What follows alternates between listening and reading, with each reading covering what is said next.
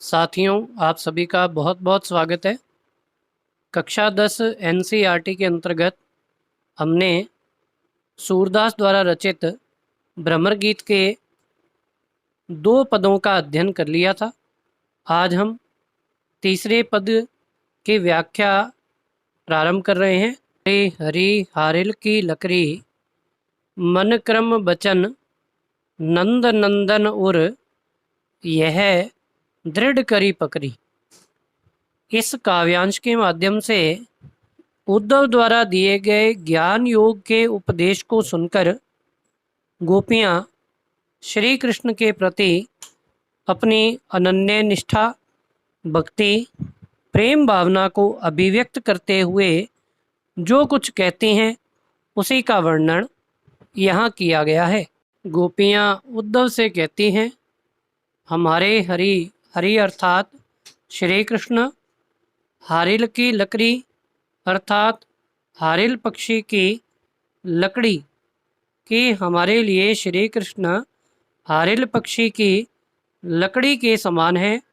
जिस प्रकार हारिल पक्षी अपने पंजों में सदैव लकड़ी को पकड़े रहता है, उसी प्रकार हमने भी श्री कृष्ण को अपने मन में बसा रखा है।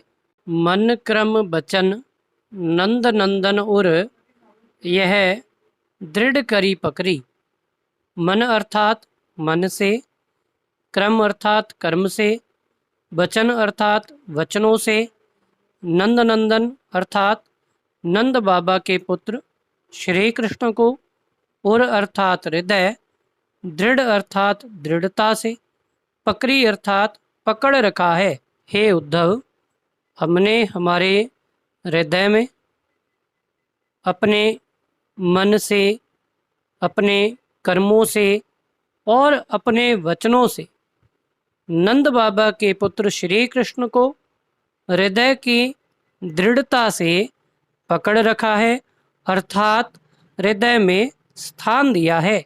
जागत सोवत स्वप्न दिवस निसी, कान है जकरी। जागत अर्थात जागते हुए, सोवत अर्थात सोते हुए, स्वप्न अर्थात स्वप्न देखते हुए, दिवस निसी दिन और रात, कान है अर्थात श्री कृष्ण के नाम की जकरी अर्थात रट लगाना। हे उद्धव, हमें तो जागते हुए, सोते हुए, स्वप्न देखते हुए, दिन और रात श्री कृष्ण के नाम रूप ने ही जकड़ रखा है, अर्थात हम केवल उन्हीं के नाम की रट लगाए रहती हैं। सुनत जोग लागत है ऐसो, ज्यों करुई ककरी। सुनत अर्थात सुनकर, जोग अर्थात ज्ञान योग की बातें, लागत है अर्थात लगता है, ऐसो अर्थात ऐसा, ज्यों अर्थात जैसे, करुई ककरी अर्थात कड़वी ककड़ी।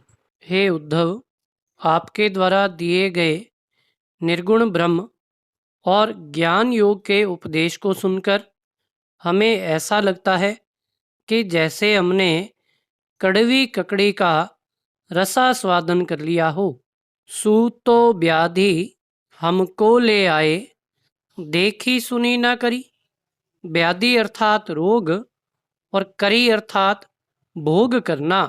आप हमारे लिए निर्गुण ब्रह्म के उपदेश के रूप में किसी ऐसे रोग को ले आए हैं जिसके संबंध में ना तो हमने कभी सुना है, ना देखा है और ना ही उस रोग का भोग अथवा अनुभव किया है। यह तो सूर तिन ही ले सौंपो, जिनके मन चक्री। चक्री अर्थात अस्थिर। हे उद्धव, आप अपने इस ज्ञान योग और निर्गुण ब्रह्म के उपदेश को उन लोगों को जाकर दीजिए जिनके मन अस्थिर अर्थात चक्री के समान है, और हमारे मन में तो श्री कृष्ण के प्रति एक निष्ठता है और हम उन्हें त्याग नहीं सकती। आइए अब इस व्याख्या के विशेष का अध्ययन करते हैं।